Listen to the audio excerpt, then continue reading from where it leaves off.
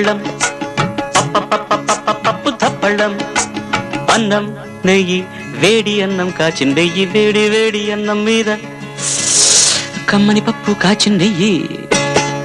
వేడి వేడి అన్నం మీద కమ్మని పప్పు కాచిన నెయ్యి పప్పు తప్పడం కలిపి కొట్టడం భోజనం వన భోజనం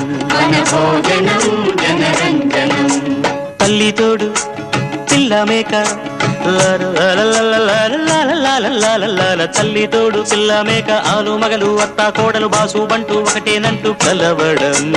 భోజనం వన భోజనం